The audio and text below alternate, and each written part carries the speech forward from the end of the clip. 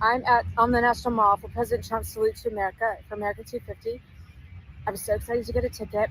Everything's going great. And then this huge storm's coming in, and they told everybody to evacuate. But nobody knew what that meant, because we're like, how do you evacuate a mall? And so nobody really did it. We all kind of just hung out, and it's not raining yet, so nobody really understood what was going on. And then a bunch of really psycho people, my fellow citizens, started running to the seats, crazy, as if they're running away from something, which was my first instinct about the whole situation. I'm eating potato chips that somebody left half empty because I'm not hungry. So when that happened, it really freaked out the Secret Service, and they're behind me, so I'm going to keep walking. I'm told by a law enforcement official that they're going to start gassing people because people got trampled. It looked like it was going to happen, and it did happen. And anyway, so then they got really forceful about the evacuation situation, and like, we're really yelling at people to get out of here. So I'm getting out of here because they're mad, and I really don't know what to do, because they've given us some government buildings to go to, the African American Museum, which is a couple blocks that way, or the Reagan building, which is a couple blocks that way. I know. I'm on my way out. Yep. Okay. So I got to actually just get out of the perimeter right now, and as long as you're behind the fence, you should be fine. Behind the fence, I'll keep going. Thank you. Okay. I will report back. I have some really cool video I showed today, but of the flyover that started, I really think we'll get back to this.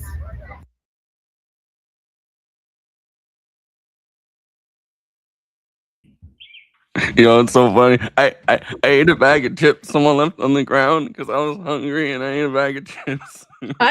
What the hell was that? This was I thought it was so funny. There was some lady that was just at America 250 when everything popped off, and security started rushing at everyone, and they said they were gonna gas everyone. But just the line that I found really funny and kind of charming is when she's like, "I ate a bag of chips that someone left behind on the ground." Yeah. I was like, why would you do that, girl? Dude, you couldn't pay me to admit that I did that on camera. Like, I might, like, if things were that bad, I might. But you could not pay me to say that I did that on camera. No. Also, Forrest thought I was gonna leave him hanging and let him, stream by himself for a second. But I got here just in time. You don't know whose bag of chips that is. Exactly. You can get an STI that way. You never know. You get some venereal disease. Someone takes each chip and they put it on their herpes, and they're like, they just leave it behind. Oh my god. Yeah, my brain I think is mush. I biked 15 miles today.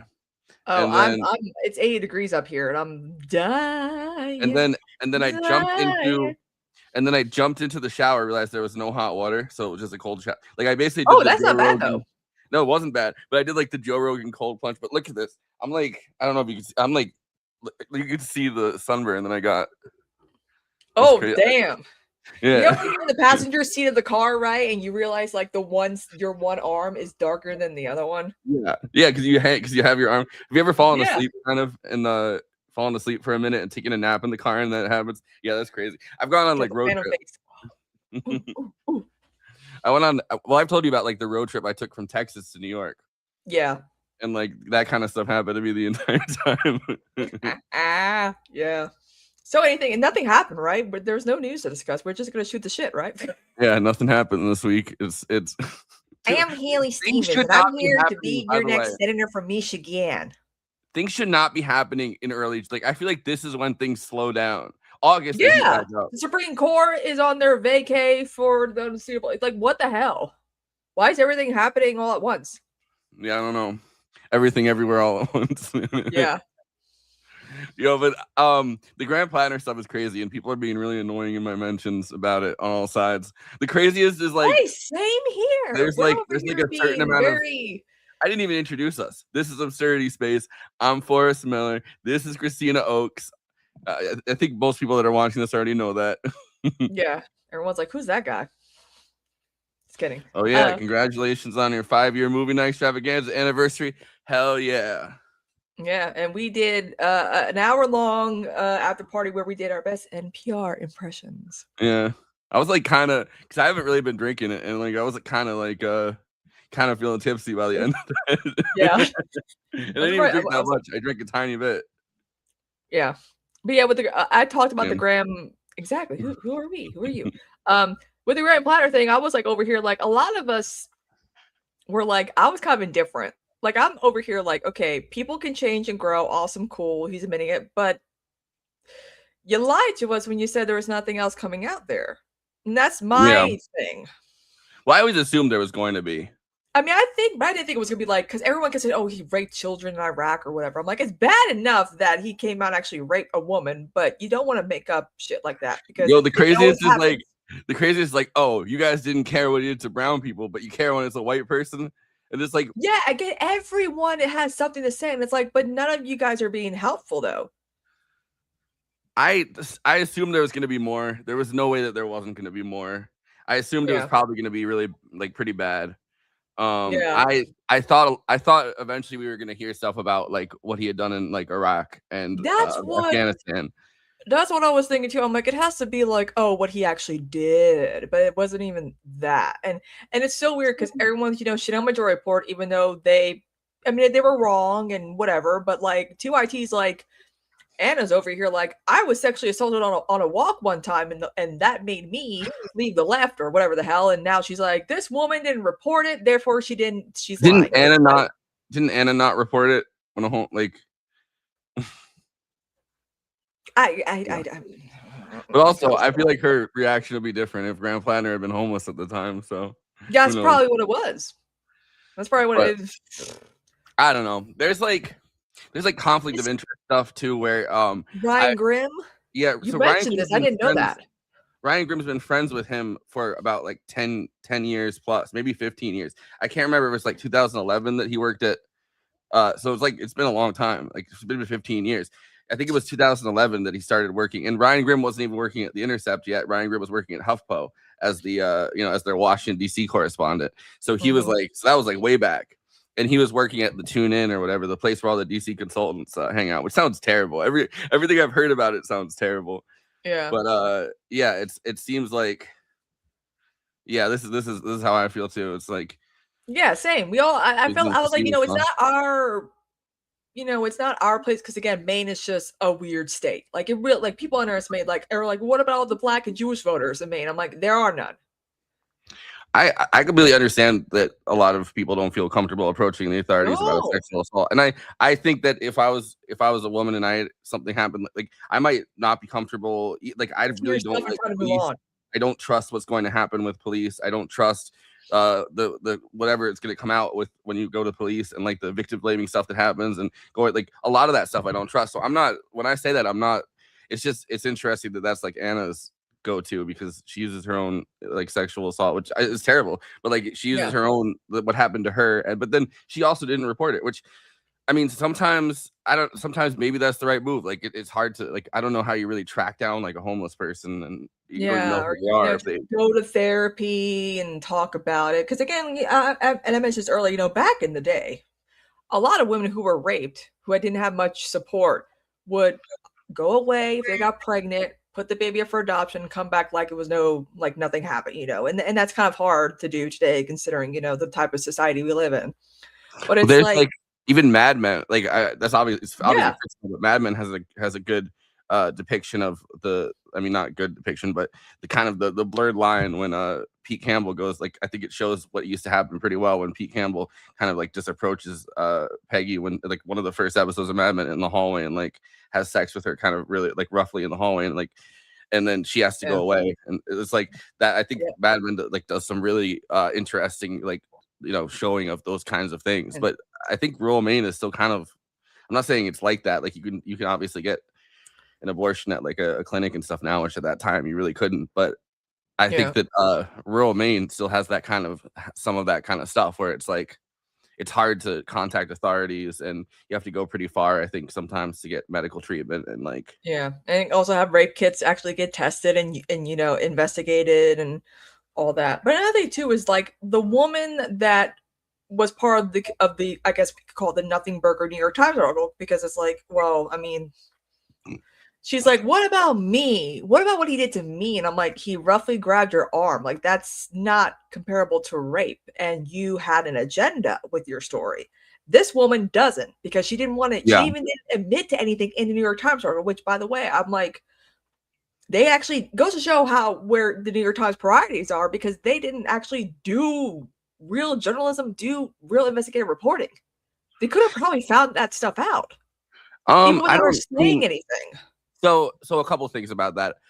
There were two, at least from the Lindsay Fairfield story or whatever, there were two people that I guess did approach the New York Times about possible sexual assaults, at least according to her, and she claims at least that they lulled her into sharing her story, which I don't believe that they lulled her into sharing her story, but apparently it was going to be a wider story, and they couldn't corroborate, which they didn't really corroborate her story that much either, but they couldn't corroborate her story, like those other stories or something, and they ended up scrapping them. But that was not the story by this latest victim.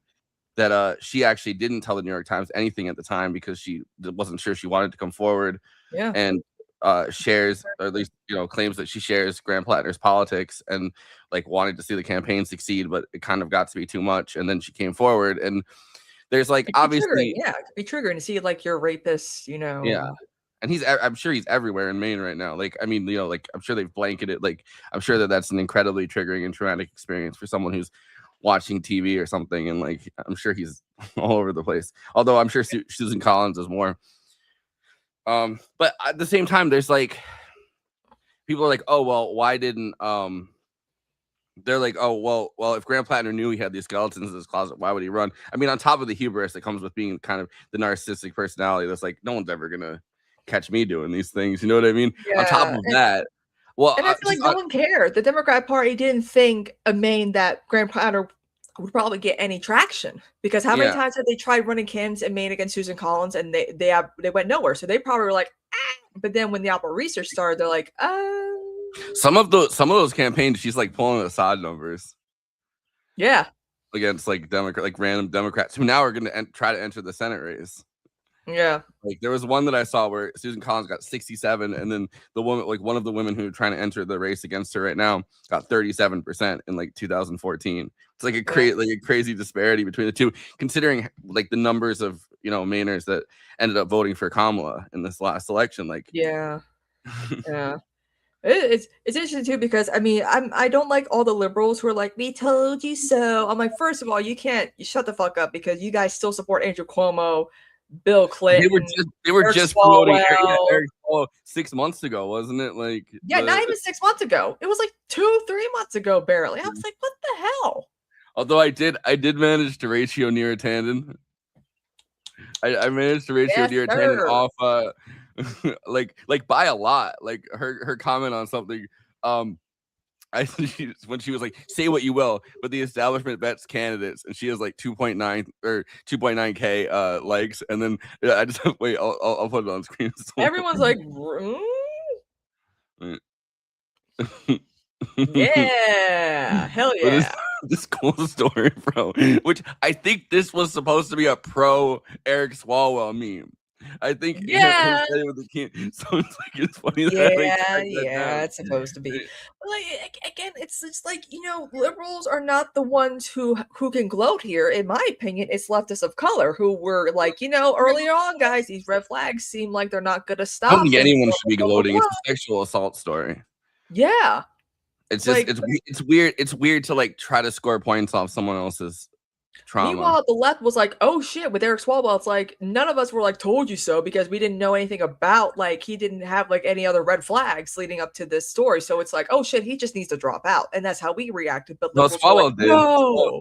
Swalwell had some pretty big red flags. The craziest though was at the time there's a whole bunch of people like, as the stories about Swalwell were about to drop, like they clearly were, and there was we got something, we got a tease, there's something gonna happen, and it's like, just say it, rip the band-aid off. Don't be like, teasing us all for of these people, including like that insane organizer memes person that's like claims to be in DSA or whatever, even though no one's ever seen him in a meeting. He's like, everyone knows this about this person that's about to drop. It's like, well, none of you fucking said anything. If you did, I don't believe that they all I don't necessarily believe that they all did to that level, but they're all like, oh, we've all heard things. Well, then you should have said something. By the way, I was in DSA. My membership lapsed because I am poor, and I've meaning to get back in, but I don't. I still got my card. I'm a card carrying DSA member, technically $5 a month. I get the DSA. Yeah, when I had like literally nothing in my bank account, I let it lapse, and I'm planning on getting more involved again, but I'd kind of have to get my like life together before I do that, I think. Been saying that for how many years now? Yeah, I know. It's been like 5, but I slowly, like, I've been practicing driving. I've been, getting stuff slowly together. It's Yeah, but it's just weird to seem like the opportunist type of angle with this whole story. It's like, just take the L and move on. Have better judgment, have better judge of character. And the fact that a lot of people are like, well, this is, Bernie Sanders hadn't endorsed him. I'm like, okay, but here's the thing though. And I think it was Eric Michael Garcia who pointed this out. He was like, and I have issues with him sometimes. Like, he comes with like really weird takes, but it's like, he's like, all this talk about white Bernie bros and Bernie with like the white, progressive men, all his candidates that do well without major skeletons in their closet are the black women and brown women that he endorses and supports. The white men aren't doing too well. I'm like, exactly. Also, Fetterman has no room to talk about Graham Plattner because he really went off on him throughout the entire campaign. While Graham Plattner, they had all the same, like, like they're part. I mean, fight agency, the Morris Cats, Rebecca Cats, like, apparently not related, just lots of cats. The Curtis Lewa operation, too many cats. Too many cats in the kitchen. But no, the fight agency people, they were the ones behind Fetterman. So I think he feels like he specifically has to constantly go at Graham Plattner, and vice versa, because everyone was asking Graham Plattner, "You're not going to be another Fetterman, are you?" And he's like, "I'm not going to be another." Which he kind of seems like he is. Yeah. He didn't even make it as far as Fetterman did. He didn't even made it as far as Fetterman. Like, I know that's the thing. Like, he's like, Bernie Sanders should apologize. I'm like, but I'm like, why? He endorsed you. Should he apologize about you then too? Like, I'm just sick of everyone fucking apologizing. I hate it. Everyone thinks they're owed an apology for everything. And it's like, no, you're not. Shut the fuck up. Like, my God, the woman that got sexually assaulted is owed an apology. The people that have poured their sweat and tears and like, blood into this campaign. Not random Twitter users are owed an apology. That's for damn sure. It's the people who actually, it's the woman who came forward, all the people who put, like you said, all the hard work to get this guy as far as they did. Those are apologies from Graham Plattner. Like, they're owed apologies from the guy himself. You're not owed an apology because somebody that you watch online said, "Oh, Majority Report needs to apologize." Emma, why? Someone said, like, what's up with these former TYT people who are male centered? I'm like, shut the fuck up. What are you talking about? I'm like, Emma, comparing it was a campaign that was like TYT people like Jimmy Dore and like, no. It was a campaign that was kind of perfectly tailored towards a certain kind of left commentator, which, like, I don't know, people got duped, but people got duped based on the fact this guy is a piece of shit, like, he's a rapist, and it's like, it's not like you knew from the jump. I mean, there was bad things about him from the jump. There were definitely red flags, but like at the same time, like, it doesn't strike me that people necessarily, like, you have what, like a year at that, like, there's a random person that shows up. They're like, this is what I believe in. And then stuff about them starts coming out. This is just in general, right? Like, this is just what happens. But Kamala Harris, Darlene's old tweets, remember? Like, everyone made a big deal about that. I'm like, but it's like, this is just how campaigns are. Like, somebody comes out and then you have like a certain amount of time, whether it's a year. I think a year is far too much time. You can find out way too much about someone in that amount of time. But you have like a long, like this period of time from when they announce to when the primary and then the general election is to find out everything about this person that you've never, in many cases, have never heard of before if they're like an outsider to politics. And it's like, sometimes I like that Ken Klebenstein essay where he's talking about, if you're going to have people that aren't like plastic McKinsey style candidates that come from the outside to challenge people, some of them are not going to live up to the to your standards. Like, some of them are not going to live up to. If you're an outsider, you shouldn't have a sword pass, or something like that. But it's like, it's not, you either get like the McKinsey style candidates that are just, neoliberal and like, just plastic as fuck or whatever, or you get kind of these more like outsider candidates. And if we're going to keep getting these outsider candidates, and I think DSA should vet them and not these outside kind of progressive agencies. Like, I think that is a lesson from this. But at the same time, like, some of them are going to end up being bad people, because bad people are attracted to this. Bad people are attracted to power, but that's not a reason to give up on that style, or else we're gonna just get stuck with the same political class who also have We these need sordid skeletons in their more closet. polished, tailored suits. We need those types of candidates who say rehearsed talking points with no emotion, no passion, and that's how we win. I do think the reason Mom Donnie is such an amazing diamond in the rough a little bit is because he does look good in the suit, and he is good at saying these kind of rehearsed talking points. But for us, right, like for like a more left style of politics, a populist style of politics. And Abdul the same way, because everyone's like, why is he doing the cringe white chick shit? I'm like, because it's cringe when we do it, but like black Muslim, still a little, some of it's kind of cringe when he does it. But they have to do that. Raphael Warnock did a whole, hey, I'm black, but here I am holding a puppy, so you know you can trust me. And then you find out later it wasn't his puppy. No, somebody lent him that puppy, and that was crazy, dude. Like I'm like, you guys don't understand. I like Warnock. I like seeing what I did of Warnock's past, right? Like I liked seeing him preaching. Like that really was where, for me, he seems like he really excelled at that when he was preaching. You know, in Martin Luther King's old church, like the Baptist church. Like he was standing there. He was like the replacement for kind of like the King family, kind of after. Like I liked that about him. But like when he kind of was like, "Hey, I'm holding a puppy and I'm non-threatening," I was like, I don't like. It's not even. But it was like, works on white people. It's like I am a white person. It doesn't work on me. Yeah, it works on like liberal white wine moms who are like, that Abdul, he's fine. He's swole. He's wearing a cowboy hat and he's singing. Pretty hot. Like he looks cool. I like it. He's hot. He's a pretty hot guy. Like. But I think that's the thing with Zoran too. Like in both cases, they're attractive. They're attractive and kind of very polished, but at the same time, like, but not in a way that's not in a way that's like neoliberal McKinsey candidate style. Well, also Oliver Larkin too, very good looking guy in Florida. Like we're at a point where we're seeing so many young hot men run in like DSA for Democratic Party primaries. I'm like, yeah, we're getting young hot women too. I'm like, this is the future of the Democratic Party. Hot, leftist, socialist. Let's go. Abdul has run for stuff before. Like I think he ran for governor. Yeah, and I remember that back in the day. And and then like, this guy's no chance. I even said, I'm like, he should run for like Senate or Congress, and then I'm like, oh, that's him. Wait, this is one of the things for the debate. I don't know if you could hear it through my computer and the speak and the speaker here, but the breathing is so crazy in this, and yes, the worst Midwestern accent I've ever heard. The X Factor. Don't need politicians bought off by corporations. In this race, you've probably seen ad after ad after ad. Not one of those ads was brought to you by the Congresswoman's campaign. All of them brought to you by corporate PACs and APAC, trying to buy a politician who's going to do their bidding instead of yours. That's been the story of our politics for far too long. The question is not whether or not you're a millionaire. The question is whether or not you are bowing down to billionaires. And for too long in our politics, we've watched politicians beg for those dollars only to do that bidding when they actually get to office. That has been the story of my opponent. If you want politics is different, I'm the only one who's never taken a dime from a corporation. Congresswoman, 30 seconds. Well, look, transparency is so important. And sounds like me when I haven't taken my allergy med. It's so crazy because I was listening on my headphone and it's so much worse on my headphone. Is this some ASMR gone wrong? She realized it halfway through. You could see it on her face. She realized it. Wait, at this point, hold on. She realized it when he's in the middle. Yeah, right here. He's in the middle of talking. Look at her face.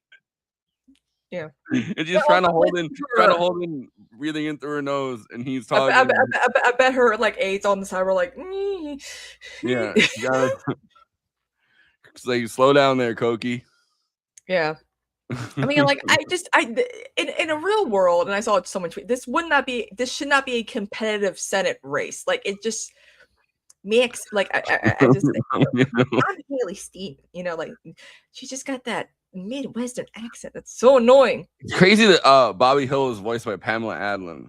Yeah, she needs her X Factor pan better thing. It's so crazy. But I don't know. It just why is this a competitive race again? Like it's clear who won here. not the Muslim guy, apparently, who seemed calm, cool, and collected. The crazy white lady who sounds like Bobby Hill and Mark. I see Israel in my dreams. I see Israel in my dreams. She like, but it's crazy because in that clip when she says that, like she's doing like almost like the Warnock style preaching. She's like, that's her version of like, you know, preaching at the pulpit. She's like, I see Israel in my dreams. Hey, homie. That when I first heard that clip, it made me make that video where I was like, call me Marge Simpson because I love my homie. I need to add that as a soundbite for my Twitch thing. I see Israel in my dreams. It's dead people. No, you know what? You might see dead people, but you know what Haley Stevens sees? Just Netanyahu. Yeah, Netanyahu doesn't even like her. Netanyahu called her out. They did like an attack on her. But that's so coordinated. Oh God. And in the United States Congress, I will continue to fight for the people of Israel.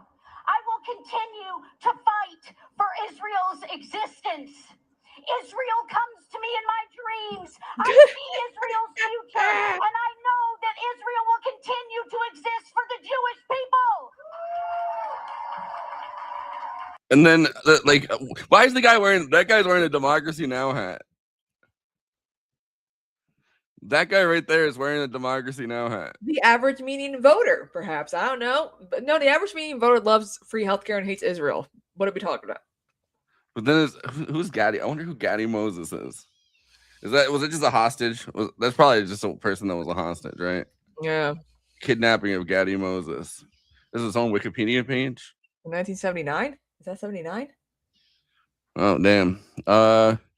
Yeah, I guess he was abducted on October 7th by Islamic Jihad militants.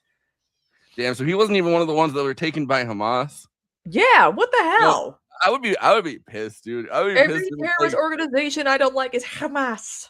But I would be pissed if, like, imagine you find out like you're kidnapped on October 7th and you find out it's not even Hamas that did it. It's like Islamic Jihad. Someone else.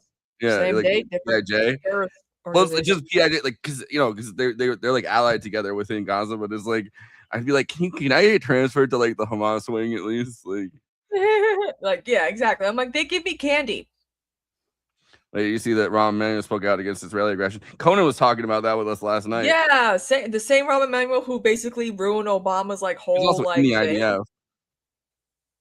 He was in the IDF for a certain amount of time. Well, he's doing the thing where he's like he's against Netanyahu, not necessarily against meanwhile his brothers. That's the whole thing. It's like Bernie. He's like Netanyahu's war. I'm like, just come on, man. Yeah. Well, Bernie at some point, I'm just like, dude, I don't know. I couldn't expect more from like a guy who found out he was a socialist from living on a kibbutz, and then the kibbutz kicked him out because he wouldn't do any work on the kibbutz. I know, lazy, good for. Just kidding. I mean, remember that was the whole thing in 2016 as well. I was like, wait, what? They're like, you went to a Russian nudist commune and got kicked out for not working. I'm like, whoa. That's Bernie is the Bernie is the socialist equivalent of one of those young men who refuses to join the IDF because they're in the yeshiva. And they're like, and they're studying Torah. They're like, no, I must study Torah. Those guys that are like, and then like they've made that deal with Netanyahu. They don't have to join the IDF if they're studying Torah and praying for the troops. That's Bernie, but he's praying to Karl Marx. Yeah, and he's like, oh, I don't have to do any work. It's because of me that Karl Marx has blessed this kibbutz.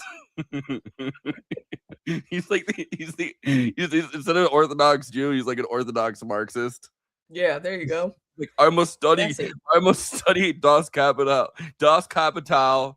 All right. It's because of me that Karl Marx has shined down his light on this kibbutz. I promise you, I am praying to Karl Marx about I must study Kapital.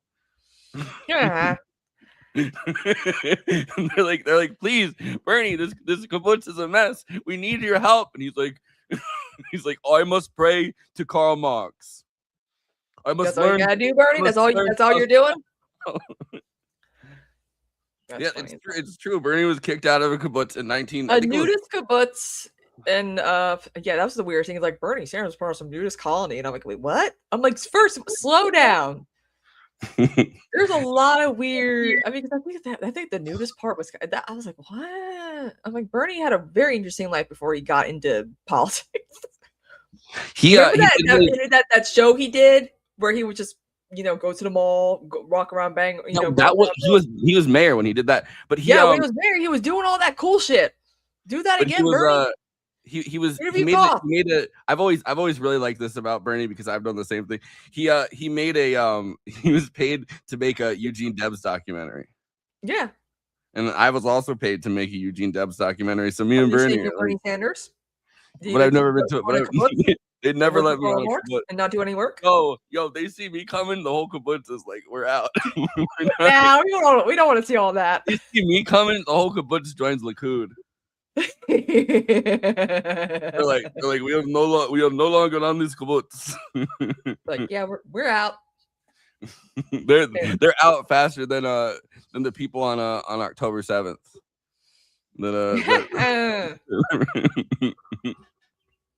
I didn't say it, you said I it. must get off this kibbutz. Yeah, Netanyahu accuses Haley Stevens of excusing anti-Semitism in CNN clash. Oh boy. Also, she was like, look who won. And I'm like, Abdul did. Like, you looked insane. And voters were like, oh shit. Because I feel like not many people are aware of who she is. Because I feel like McMorrow would have gotten, she did that whole like Likud. She did the cringiest thing. I want to know what the Likud is like. There you go. Is that for Elizabeth Warren? You go to the Likud. No, it's the Likud. It's the Likud kibbutz. You go there and they're really right wing about everything. Mm-hmm. Like put your clothes back on, Bernie. This is not that. This is not that kind of kibbutz. Yeah. But it's just, again, I'm like, how the hell is she polling well and McMorrow didn't? Again, people watched the debate and they're like, yeah, Abdul clearly won. It was like a 60. It was like almost like a 30% said she did better, but then like the rest is like, no, he clearly did better. Also, shout out to the moderator. That was probably one of the best debates I've seen where they're like, let's talk about the issues and not about stupid petty interpersonal party drama. Like, that's the first. No talk about socialism and Mom Donnie or like just, hey, Michigan. I'm like, are you guys trying to be taken seriously? If you're trying, I'm sold. Except for her. Israel. We have one question for you. So when you said Israel comes to me in my dreams, what did you mean? What's the word "come" mean in this context? Israel comes on me in my dreams. I think she should run for the Knesset. I think she should run for one of those parties. They're like, I don't know, they're talking about Chabo Travaus where it's like they're like called like the Good Morning Party or something. It's like one of their liberal parties. They have like one seat. Sometimes they get like one seat in the Knesset. She should run for one of those things. Yeah. That's funny. They have also there's a few like Twitter accounts again like that are like, shitting on Graham Plattner, like, the fucking like Bond Dog people or whatever, that Sir Rottweiler, whatever. Everyone's like, but you're out here supporting Cuomo and all these other sex pests. Like, well, he never did anything. I'm like, well, clearly he resigned in disgrace for a reason. So clearly he did do something. Isn't it kind of crazy? The next prime minister of Israel is probably going to be like Naftali Bennett again. Oh my God. Like his backstory is that his parents moved to New Jersey when he was 1. So he did his entire elementary school education in New Jersey. New Jersey. Like Teaneck or something, New Jersey. Like he was in that part of it. And then they moved, and then he moved to like New York City, and then he moved back to Israel. Then he moved to New York City again. So he like thinks he's like the America Whisperer politician because he's like, I've lived there for a short period of time. I'm from New Jersey. I've Okay. There's also this insane Benjamin Netanyahu. Like, everyone forgets, like, that's not his real name. Like, a lot of people when they move to Israel or whatever, they want to sound more Israeli, whatever that means. And yeah. It's the Hebrew. Like Green, like Gal Gadot's real name is like Greenstein because she's Hungarian. Like, I'm like, there's no such thing as being like, in my opinion, like Jewish Israeli. Like, it's just so weird that people are like, I'm indigenous to Israel. I'm like, no, your bloodline dates back to like Hungarian, European ancestry. There's no trace of any type of like that in you. What are you talking about? Yeah, It's just his for real name is, locational purposes. his family name is Milikowski, but it's spelled That like is that is more Jewish than Netanyahu. Well, it's Polish, but his dad was I'm pretty sure I can't remember if it's his dad or if it's his grandfather. It might have been his grandfather. It's like the opposite of like Jewish people in Hollywood. I think it was his grandfather that was like a Jabotinsky who wrote the Iron Wall, you know, like who's kind of the founding head of like revisionist Zionism, like the right wing version that basically Likud later adopted. His grandfather was like Jabotinsky's personal secretary or something like that. Like, yeah. It's like when you look at Benjamin Netanyahu's really everyone like most evil man. But then Netanyahu came to the U.S. and then he has like West Philadelphia, born and raised on the. He has the Jesus on the West style, where I spent most of my days. It's the Jesus style lost years, where it's like Netanyahu living in Philly with his older brothers. He could be president, y'all, because he was born in Philly. Yeah, he's technically. You know what? Can we do reverse birthright citizenship for some people? Like Netanyahu being born here and yet he's been in Israel for most of his life. No, he shouldn't be able to run for president. His family lived in the Cheltenham Township. Damn, he was like in the weird, like the parts of Pennsylvania that have like the old style houses too. Oh, I guess he was born in. Is this accent fake too? By the way, I feel like I'm like if he's born in Tel Aviv, so he's not able to become. But his mom was from here. His mom came from Minneapolis, and I guess he was technically born in Tel Aviv, and then they moved here like right after. So he's not technically able to be president. Thank God. Oh God. But if he wanted to run for president, Tom Piker. If he wanted to be president, I bet they would change it so that Israel's like technically the 51st state. So it's like, oh well, if you're born in Israel, what about Canada, Greenland? I don't know. Like, can you be president if you were born in like Guam? I feel like you can't. If you technically like a U.S. territory, yeah. Because I remember like with Mitt Romney, because if you were born on a military base, you can still be president because U.S. military base in other countries. Ted Cruz as well, but he was born in Calgary. Yeah, he was born. He's Canadian. Wait, was he born in a military base or he was just born in Canada? I think his family was like doing diplomatic service or something crazy like that. His father is not even a citizen. Like the whole thing, like what my uncle explained, he's like, technically Obama can't be president because his father's not from here. I'm like, but he was born here. But both parents have to be U.S. citizens. I'm like, is that in the Constitution? Both parents have to be U.S. citizens for it to count. I guess it was just. I guess Ted Cruz was just born in Calgary. Like his parents just happened to be there. He really cannot be president. Like his dad was an illegal immigrant. Like he what? No. I think if one of your parents is born in the U.S., I don't think that is true. If one of your parents are born in the U.S., no, that's not true. You have to be actually born here. But the problem is the argument for conservatives. Or I think technically, like I think they can change it so that if somebody, you know, if someone's temporarily living somewhere else, but they're like clearly going to move here. Yeah. Like his dad wasn't a citizen. Yeah. I just think it's funny that like a lot of right wingers are like, well, even if Obama was born in the U.S., he still can't run for president because one of his parents is not from here. I'm like, that's something you guys made up. It's hilarious that both Ted Cruz and Marco Rubio have both said my family fled Castro, but neither of their families fled Castro. Batista. Both of their families fled Batista. Everything they say about Castro, I'm like, you're describing Batista. Yeah. You're not describing Castro at all. What are you talking about? We know history. I don't know. I think it was Ted Cruz benefited from birthright citizenship. I think it was Ted Cruz that when my dad fled here, which I think his dad's still alive, but but he's like, my dad fled here because he was tired of the corruption of the Castro regime, and everyone's like, no, he wasn't. He wasn't. He wasn't even. But he's like, yeah, but once Castro was president, he hated it, and it's like, yeah, but that's not the same. But he wasn't living there. He was living here, and he's like an evangelical minister, which is kind of crazy. Because he went from being a Catholic to being an evangelical minister.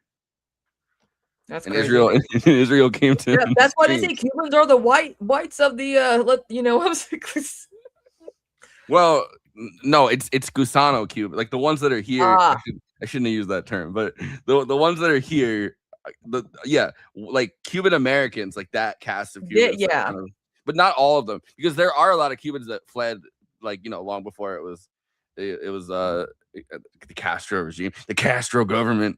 Long before that, like there are waves of Cubans that, you know, it was just the fact that they were fleeing, you know, U.S. dominated Cuba, or they were fleeing. Like there's multiple waves, but like, you know, a lot of the ones that fled as soon as Castro took over, because they were afraid of their, like, you know, plantations getting overrun and their sugar plantations getting ruined by Castro. We all know how Destiny's grandmother's life went. Anyway, that was a weird crazy. one. That video was crazy. Because there's a lot of people that have like fled Cuba for like more understandable reasons than just like, I was a rich guy and communism came. Like, so exactly. I feel like people get kind of pigeonholed that kind of escaped from Cuba and, you know, fled here, because it's not like all. It's a certain layer. It's like a layered cast of like a certain left just because, you know, they wanted to. Like, you know, nothing wrong with that. But like when you make up a lie as to why you escaped, it's like, no, the dates aren't adding up of when a certain person was in charge of your government at the time. So there was also there's that wave, one of the big like nativist waves, I guess, that happened under Jimmy Carter, when you know, we were kind of having like a little bit of a thaw with Cuba for like a little bit under Jimmy Carter, and you know, people were allowed to visit Cuba, and then they kind of started being like, well, why are we not allowed to go to the United States? And Castro was like, all right, if anyone that wants to go to the United States, you know, we'll put you on these rafts and they can rescue you or whatever. Like a lot of people started fleeing, but then he was like, and we're gonna put prisoners on those rafts too. And like, so a small percentage of the people that ended up fleeing were like, you know, they kind of emptied out some of the jails, and then those people got here, and everyone was like, you know, people in America to the places that they came, like Galveston, Texas. Cubans. Yeah, they were like, wait, which is what Scarface is actually kind of based around, that wave of Cubans in the 80s. People were like freaking out. I remember, I think, what was it, like 2013, 2014, there was this big thing about like Raul Castro, and I remember John Stewart was like, guys, Raul Castro is not Fidel Castro. I'm like, yeah, they're brothers. Two different, but it's just so funny how everyone's like, a Castro is a Castro, and I'm like, is it though? Like, again, you guys, what are you guys doing over there? Castro was on one of that's the one that he brought cocaine. Cubans brought the cocaine, according to Scarface over here. I like that movie is really just about Oliver Stone's own battle with quitting cocaine. Yeah. So he's desperately struggling to quit cocaine, and he's like, all right, I'm gonna write about the Cubans. Yeah. Meanwhile, Stephen King had the opposite effect. He's like, I'm gonna write a kid's orgy in a book about a killer extraterrestrial entity that likes to take the shit. Did you see Stephen King defending Grant Plattner? Yeah, he's like, why can't we have our own sex pest? It's like, that's not the argument to be made to have a Trumpian-like canon. When we mean Trumpian-like canon, we mean someone who doesn't give a fuck. Like, you said this about this person. Okay, yeah, sure, whatever. Who cares? Move on. Next question. He had to backtrack on it. Don't have any shame in like shit they say. You know, again, ChristinaSoulTweets.com for when I run for Senate against Cory Booker. Anyway, you know what I'm saying? Like, that's what we're talking about. He had to infallible to, like, you know, attacks. No, he had to backtrack on it, but the first tweet was like insane. He was like, oh, Grant Plattner rapes one woman, but Donald Trump rapes a whole bunch of women, and you guys are fine with that, and or something like that. And it's like, dude, don't do this. Don't do this. Exactly. And then today he's like, he had to backtrack and go like, oh, I didn't mean that it was good that Grant Plattner raped a woman. He should stay in the race. I just meant, and it's like, I don't know. That if Trump can do it, why can't we do it? You know.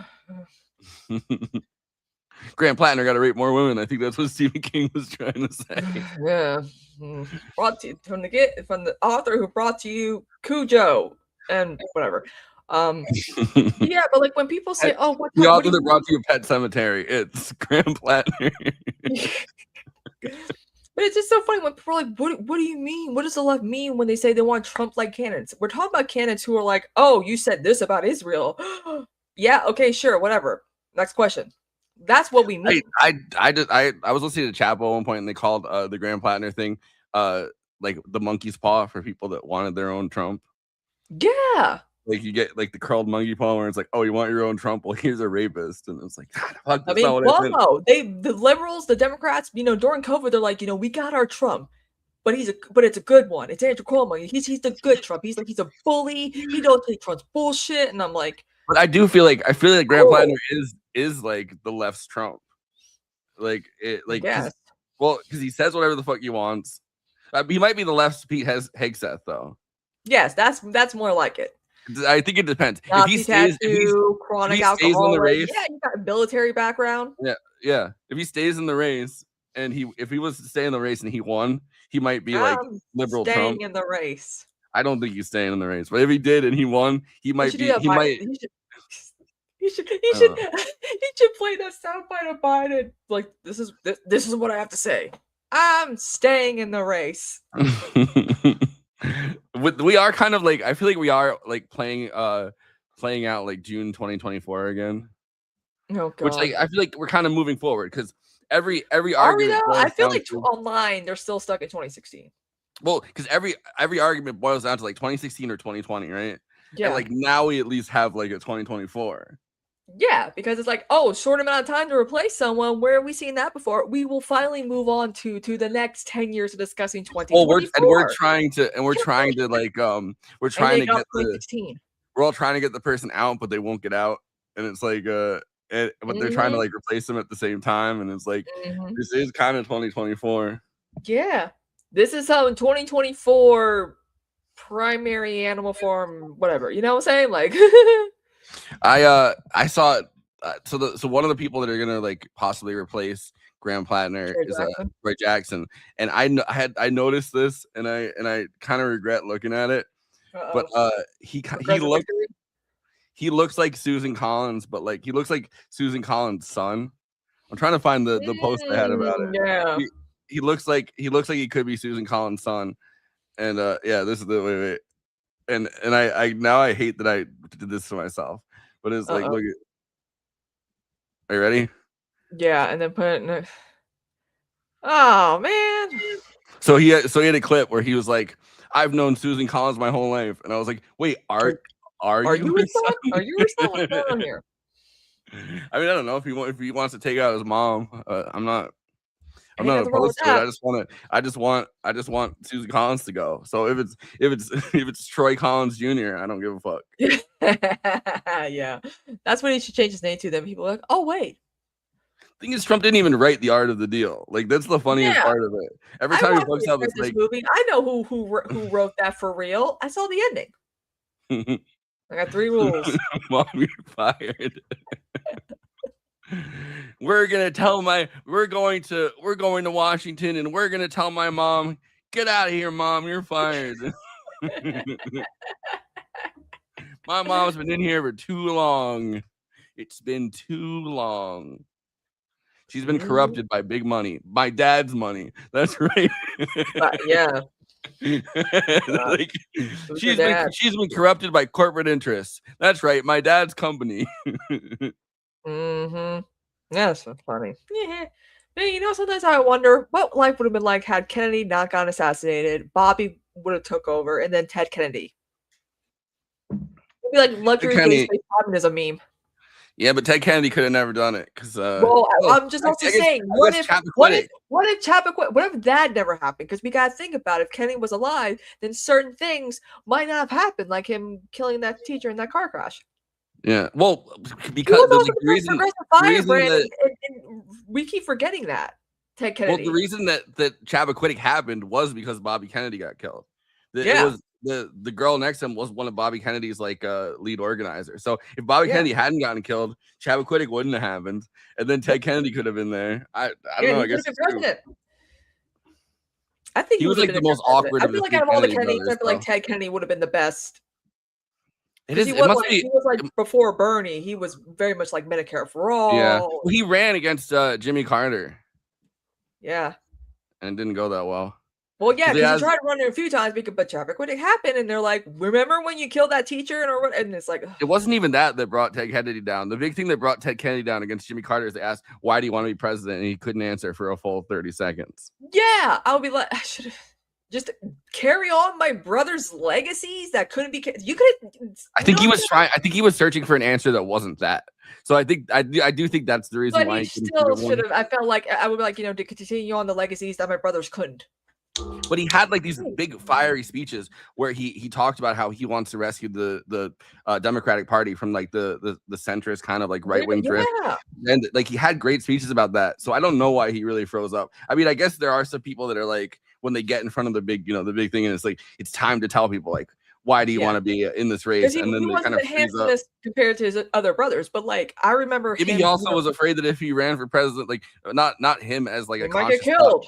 Yeah, it's like maybe he was afraid of that. I don't know. Hey, maybe 3 times the charm. Finally, the Canadian curse will be broken. But also, like I remember, in Michael Jackson's history song, he's out all these sound bites, and one of the closing sound bites is, some men see things as they are and say why.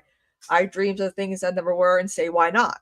Talk about Bobby, and I'm like, chills when I hear that because you think about that. I'm like, that could have been you though, Ted. You dreamed of things that never were and say why not. You could have, why yes, Ted Kennedy, Ted Kennedy is sleeping, and then all of a sudden Israel comes to him. All I see Israel in my dreams. Israel comes to me in my dreams. It was that's because you have to also wonder like if he had beaten Carter. Like what happens from there, because Reagan. It's like I mean, I don't know. Like the thing about it is at that point, right? Like everything's kind of shit. Like you're inheriting the poison chalice essentially at that moment. He's the Obama. Well, it's because at that point, right? Like Carter, there was a lot of mismanagement, but also just stagflation. People have gotten kind of fed up with it. Like it's the economy stupid. Like people want to punish whoever's in power when the economy is kind of messed up, which Carter also inherited stagflation. Like they also didn't think stagflation was real up until that point. Yeah. They were like, there's no way you can't have, you can't have like stagnant growth and also inflation at the same time. You have to have one or the other. And then stagflation happened. They're like, holy shit, you can have both? Yeah. It's just kind of crazy that one of Bruce Bartlett, who kind of helped with Reagan's like trickle down economic policy, he like helped come up with it. He's like a fucking commie at this point. Like it's so crazy to see all the former like I came up with this, disastrous economic policy, but here I am shouting out, high taxes and like, and socialism. And it's like, yeah. What? Look at Bruce Bartlett. Like I was like, whoa. He went from being like Reaganomics, social democrat to like communism is kind of cool. No? And I'm like, whoa. What happened? Well, it's like Robert Reich. Like, you see his posts a lot of times. Like they really push him hard. He's adorable. But he was Clinton's labor secretary. And Clinton kind of was like in the middle, but at that point, he was like a lot more neoliberal too, like Robert Reich. I mean, I think essentially not everybody in the Democratic Party, but like everybody within that wing of the Democratic Party was, which is why he got originally appointed to that. So it's like, but then you see him being like, Bernie is right, and it's like, yeah, but where were you like 20 years ago? 30 years ago? He probably would have been treasurer. And that'd be kind of cool though. Like Robert Reich would have been in Bernie's administration. I'm like, probably. Yeah. They would have brought him back. They would have brought back He would have been the second Reich. When you thought I was out, he comes back. He's like, we need a new Reich, a new Robert Reich. What? Right. We need 1,000 year. We need 1,000-year Reich. he's like, no, wait. I meant Robert. I meant we need him for 1,000 years.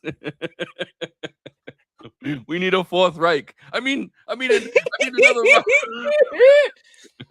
It's like in the producers like, I didn't know that the Third Reich meant Germany. Yeah, how about that? Keep it gay. Germany does seem like it's about to be like a fourth Reich.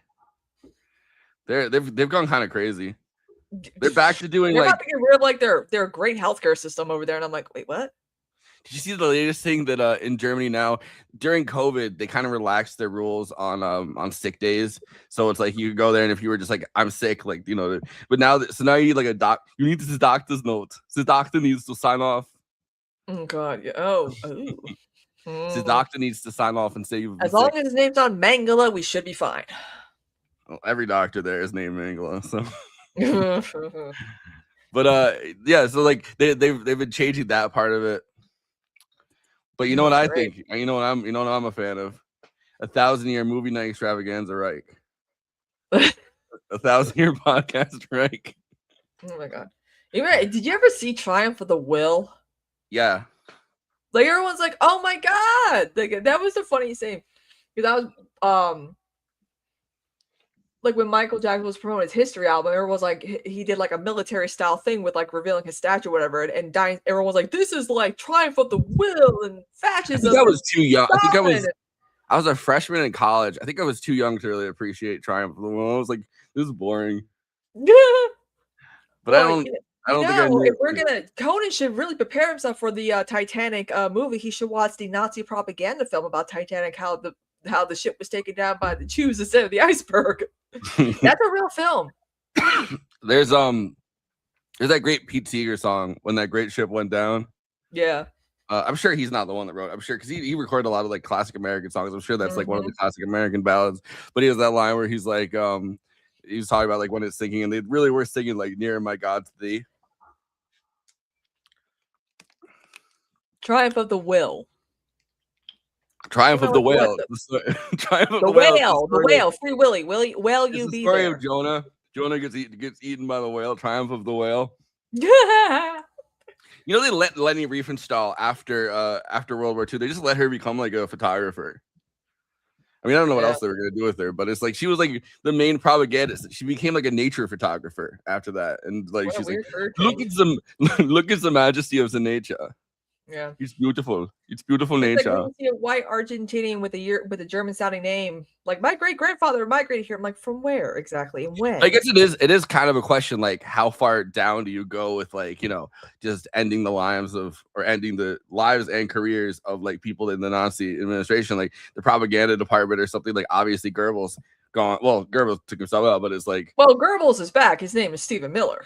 Yeah, but it's like you see that, but then it's like, you know, if you have someone like Leni Riefenstahl, like it's like Hitler's favorite female director. What do you kind of do with that, right? Like it's like because she's not necessarily like the person not in charge of anything. She's just making movies. The people who do like the propaganda, like I'm like, are they the ones sending like I feel like, you know, we didn't punish the Confederacy. I feel like, you know, the Nuremberg trials didn't go far enough. Yeah, well, they should have hanged, but still, I feel like they should have went out the same way they murdered Jewish people, gas chambers. I love that old story where they're like, it's FDR and Stalin, and they're messing with Churchill, and so at one point, Stalin's like, we need to just kill 50 German officers, and Churchill gets all mad, and then FDR, because he's like, those are real German patriots or whatever, and then FDR the other side's like, all right. 49,000 officers. All right. Well, we'll pass the baton off to the Devil's Advocate Productions over there. Movie night extravaganza, Terminator 2 next week. We talked about Terminator last night. The Terminator coming back. Wonder what he's gonna do next. It's 5. Triumph of the Whale. But yeah, so check us out. Movie Night Extravaganza. It's over there, youtube.com/Movie Night Extravaganza. We had 5 years of Movie Night Extravaganza as of yesterday. Hell yeah. Oh, yeah. Yeah.